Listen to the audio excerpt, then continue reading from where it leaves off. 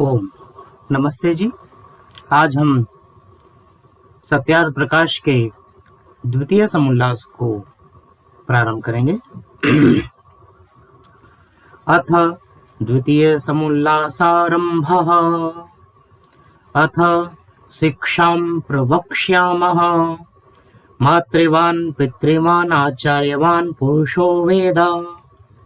यह शतपथ ब्राह्मण का वचन है। वस्तुतः जब तीन उत्तम शिक्षक अर्थात एक माता, दूसरा पिता और तीसरा आचार्य होवे तभी मनुष्य ज्ञानवान होता है। वह कुल धन्य, वह संतान बड़ा भाग्यवान जिसके माता और पिता धार्मिक विद्वान हो।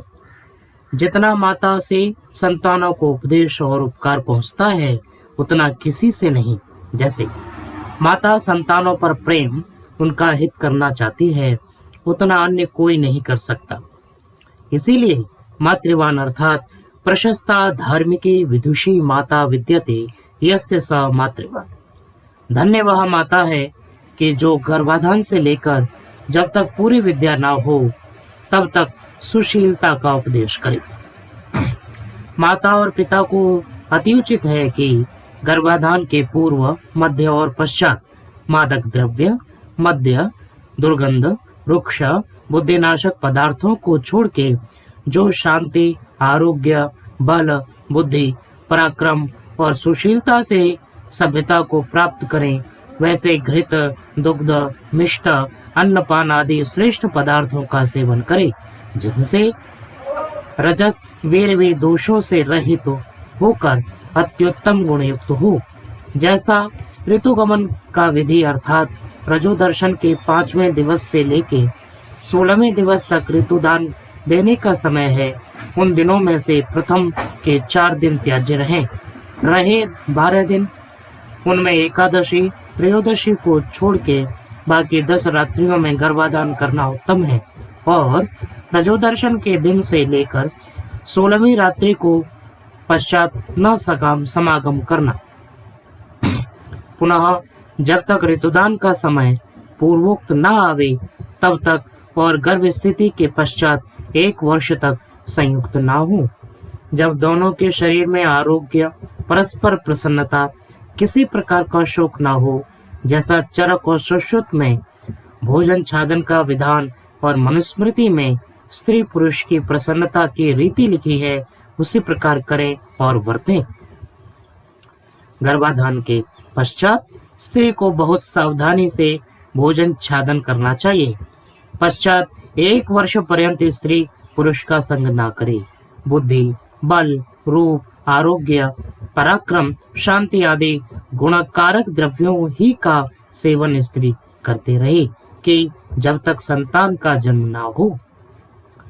जब जन्म हो तब अच्छे सुगंधित युक्त जल से बालक को स्नान, नाड़ी छेदन करके सुगंधि युक्त घृतादि का होम। बालक के जन्म के समय में जात कर्म संस्कार होता है, उसमें हवन आदि वेदोक्त कर्म होते हैं। वे श्री स्वामी जी ने संस्कार विधि में सविस्तार दिए हैं। स्त्री के भी स्नान, भोजन का यथा योग्य प्रबंध करे कि जिससे बालक और स्त्री का शरीर क्रमशः आरोग्य और पुष्ट होता जाए। ऐसा पदार्थ उसकी माता व धाई खावे कि जिससे दूध में भी उत्तम गुण प्राप्त हो। प्रसूता का दूध 6 दिन तक बालक को पिलावे, पश्चात धाई पिलावे, परंतु धाई को उत्तम पदार्थों का खान पान माता पिता करावे। जो कोई दरिद्र हो, धाई को ना रख सके, वे गाय या बकरी के दूध में उत्तम औषधि जो कि बुद्धि, पराक्रम, आरोग्य करने हारी हो, उनको शुद्ध जल में भिजा ओटा छान के दूध के समान जल मिला के बालक को पिलावे। जन्म के पश्चात बालक और उसकी माता को दूसरे स्थान पर जहाँ का वायु शुद्ध हो रखें। सुगंध और दर्शनीय पदार्थ भी रखें और उस देश में भ्रमण कराना उचित है कि जहाँ का वायु शुद्ध हो, जहाँ धाई, गाय, बकरी आदि का दूध ना मिल सके, वहाँ ऐसा उचित समझें वैसा करें। क्योंकि प्रसूता स्त्री के शरीर के अंश से बालक का शरीर होता है। इसी से स्त्री प्रसव समय निर्बल हो जाती है। इसलिए प्रसूता स्त्री दूध न पिलावे। दूध रोकने के लिए स्तन के छिद्र पर उस औषधि का लेप करें जिससे दूध स्रवित न हो। ऐसा करने से दूसरे महीने में पुनरपि युवती हो जाती है। तब तक पुरुष ब्रह्मचर्य से वीर्य का निग्रह न करे। इस प्रकार जो स्त्री व पुरुष करेंगे उनके उत्तम संतान, दीर्घायु, बल, पराक्रम की वृद्धि होती ही रहेगी कि जिससे सब संतान उत्तम बल पराक्रम युक्त, दीर्घायु, धार्मिक हों। स्त्री योनि संकोच, शोधन, पुरुष वीर्य का स्तंभन करे।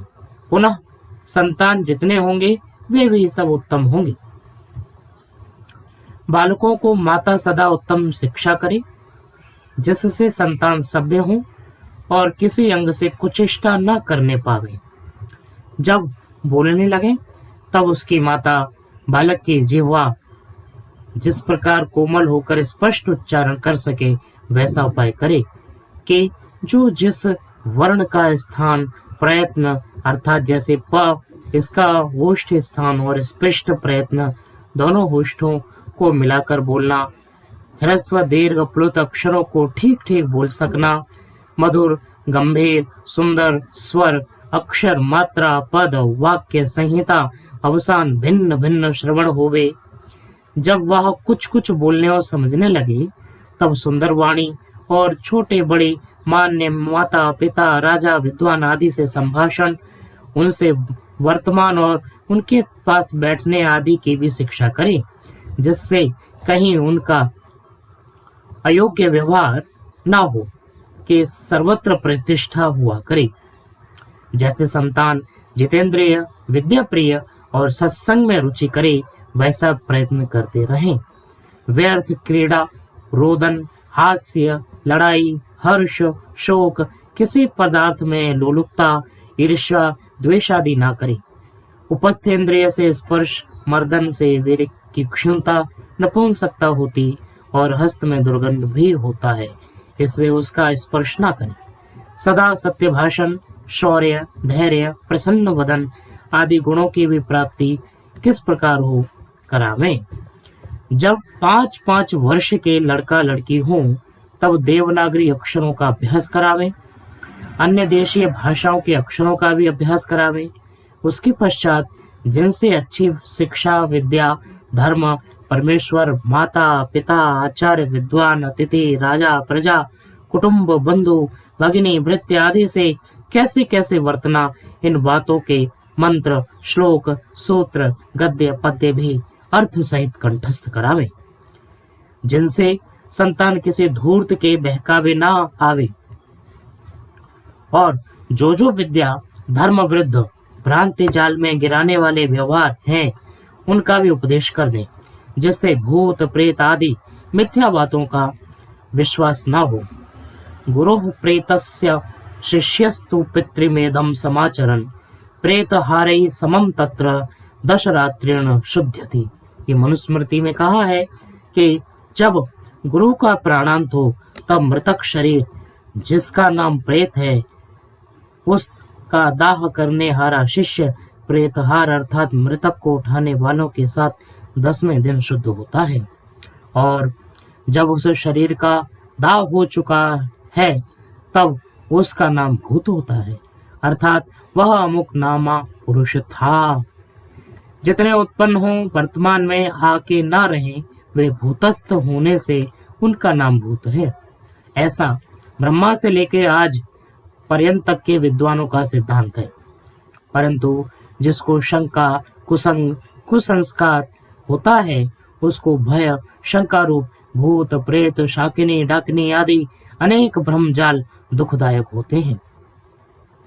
देखो जब कोई प्राणी मरता है तब उसका जीव पाप पुण्य के वश में होकर परमेश्वर की व्यवस्था से सुख दुख के फल भोगने के अर्थ जन्मांतर धारण करता है।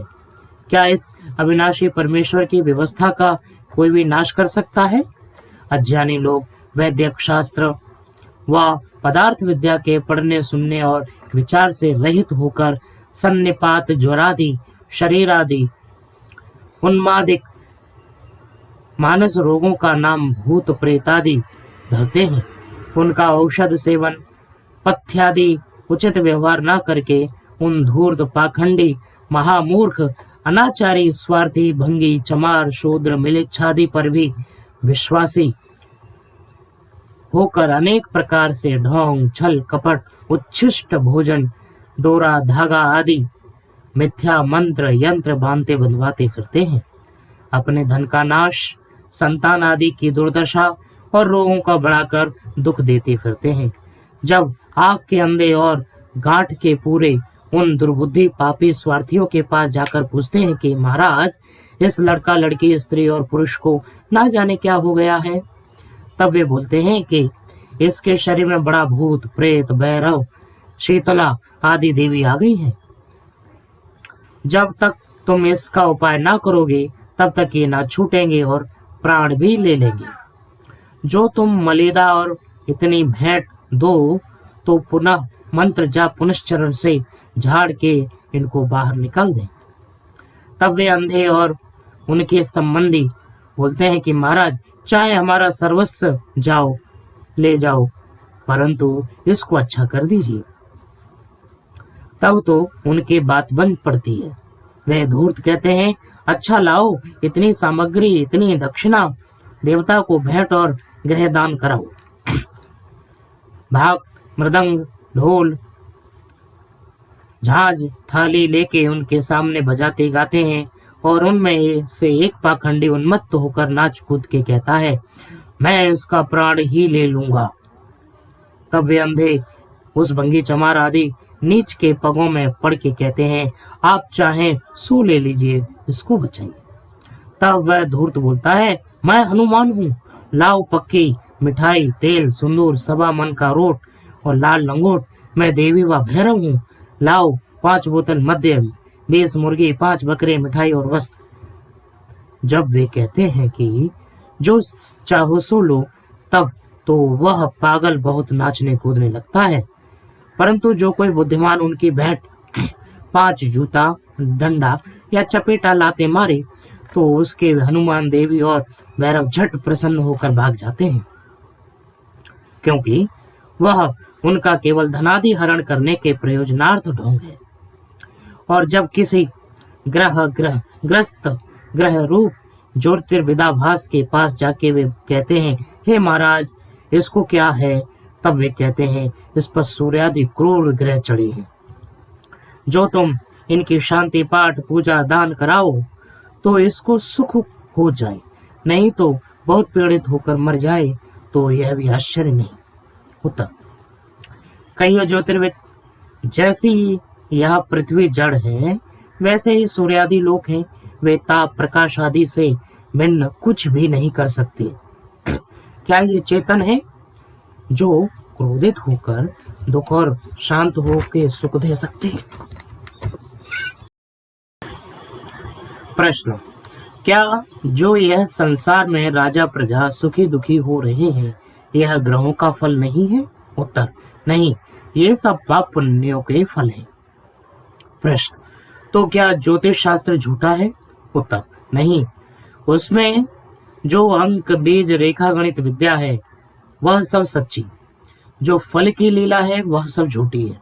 प्रश्न क्या जो यह जन्म पत्र है सो निष्फल है?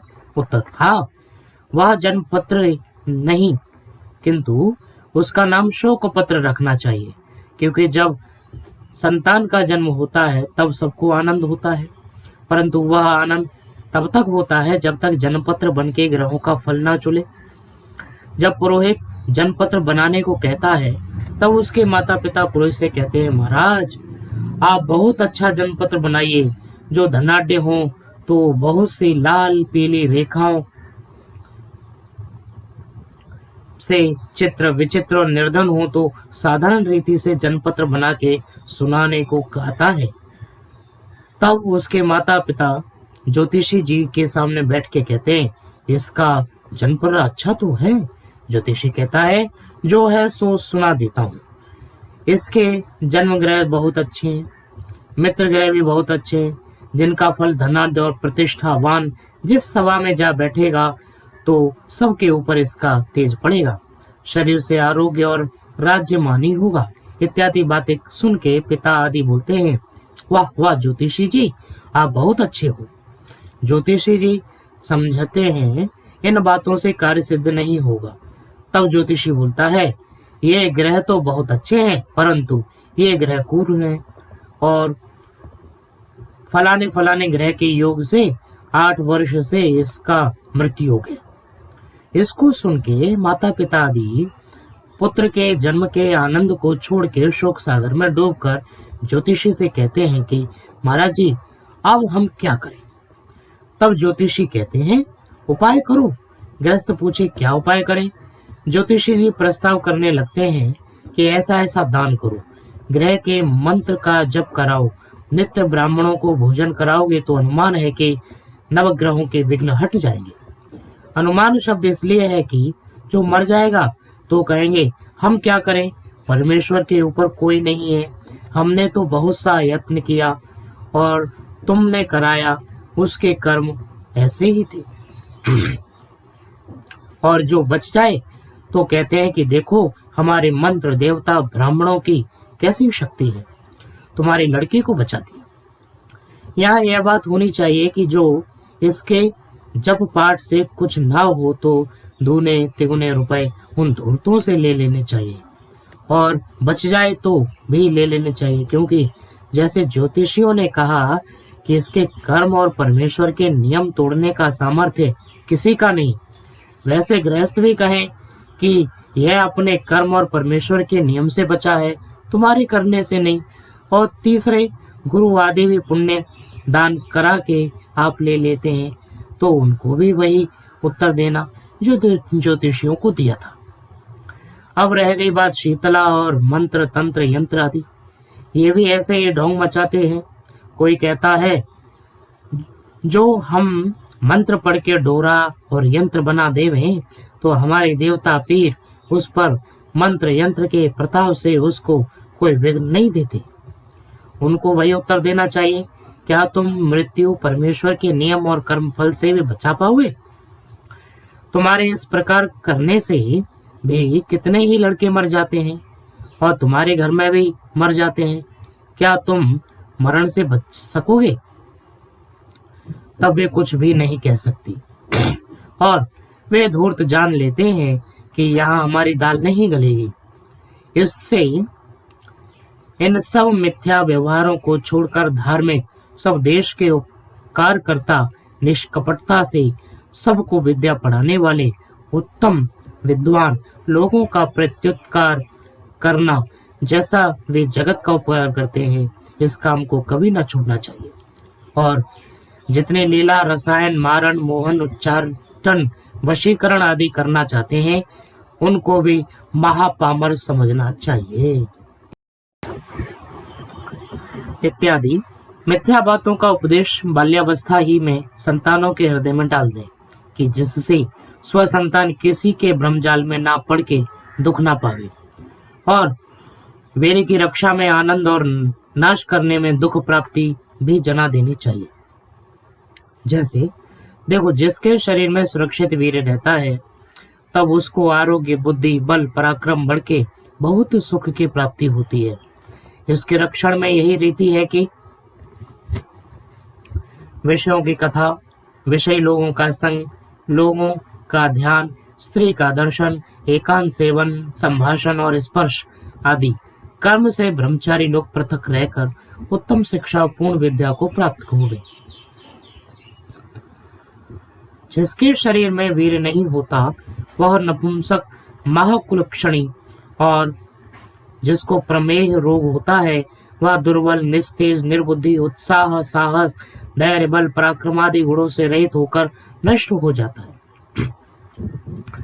जो तुम लोग सुशिक्षा और विद्या के ग्रहण वीर की रक्षा करने में इस समय चूकोगे तो पुनः इस जन्म में तुमको इस अमूल्य समय प्राप्त नहीं हो सकेगा। जब तक हम लोग ग्रह कर्मों के करने वाले जीते हैं तभी तक तुमको विद्या ग्रहण और शरीर का बल बढ़ाना चाहिए। इसी प्रकार कि अन्य अन्य शिक्षा भी माता और पिता करें। इसीलिए मातृवान पितृमान शब्द का ग्रहण उक्त वचन में किया है, अर्थात जन्म से 5वें वर्ष तक बालकों को माता, 6 से 8 वर्ष तक पिता शिक्षा करे और 9वें वर्ष के आरंभ से द्विज अपने संतानों का उपनयन करके आचार्य कुल में, अर्थात जहाँ पूर्ण विद्वान पूर्ण विदुषी शिक्षा स्त्री शिक्षा और विद्यादान करने वाली हों, वहाँ लड़के और लड़कियों को भेज देवे और शूद्रादि वर्ण उपनयन किए बिना विद्याभ्यास के लिए गुरुकुल में भेज दे। उन्हीं के संतान विद्वान और सभ्य सुशिक्षित होते हैं, जो पढ़ाने में संतानों का लाड़न कभी नहीं करते, किंतु ताड़न भी किया करते। इसमें व्याकरण महाभाष्य का प्रमाण है। सामृतैः पाणिभिर्घ्नन्ति गुरवो न विशोक्षितैः लालनाश्रयणो दोषाः ताड़नाश्रयणो गुणाः।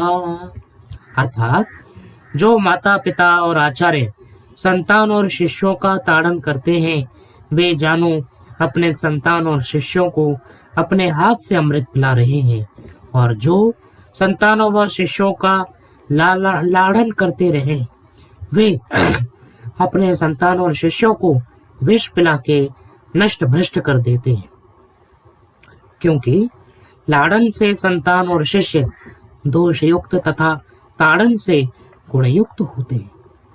संतान और शिष्य भी ताड़ना से प्रसन्न और लाड़न से अप्रसन्न सदा रहा करें, परंतु माता पिता और अध्यापक लोग ईर्ष्या द्वेष से ताड़न न करें, किंतु ऊपर से भय प्रदान और भीतर से कृपा दृष्टि रखें।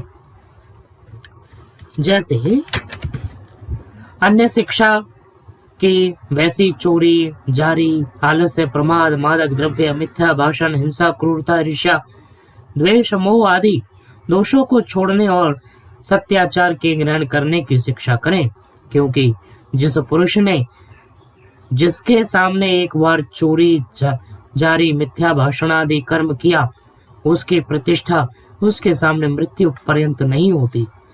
जैसी हानि प्रतिज्ञा मिथ्या करने वाले की होती है, वैसी अन्य किसी की नहीं। इससे जिसके साथ जैसे प्रतिज्ञा करनी, उसके साथ वैसे ही पूरी करनी चाहिए। अर्थात जैसे किसी ने किसी से कहा कि मैं तुमको व तुम मुझसे अमुक समय में मिलूंगा व मिलना, अथवा अमुक वस्तु अमुक समय में तुमको मैं दूंगा, इस को वैसे ही पूरा करें, नहीं तो उसकी प्रतीति कोई भी ना करेगा।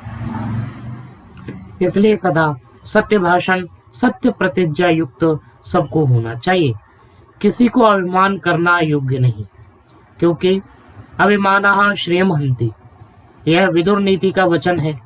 जो अभिमान अर्थात अहंकार है, वह सब शोभा और लक्ष्मी का नाश कर देता है। इस वास्ते अभिमान न करना चाहिए।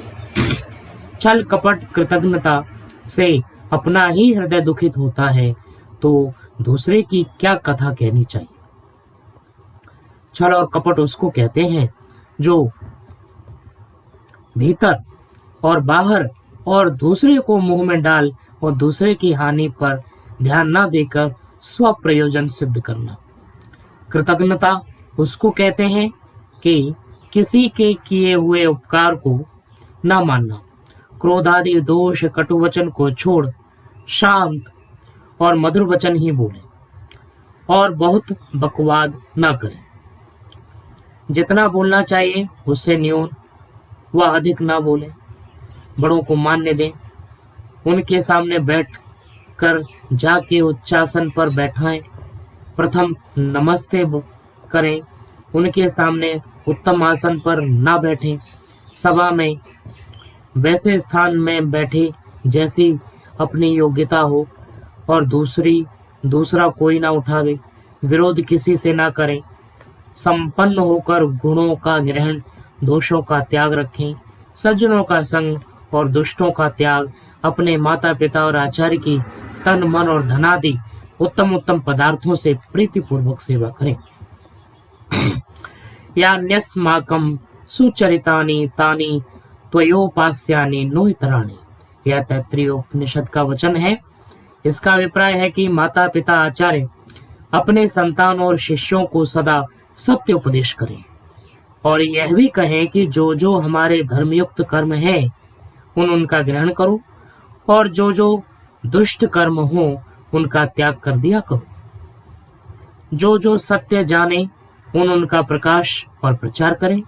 किसी पाखंडी दुराचारी मनुष्य पर विश्वास ना करें और जिस जिस उत्तम कर्म के लिए माता पिता और आचार्य आज्ञा देवें उसका यथेष्ट पालन करो।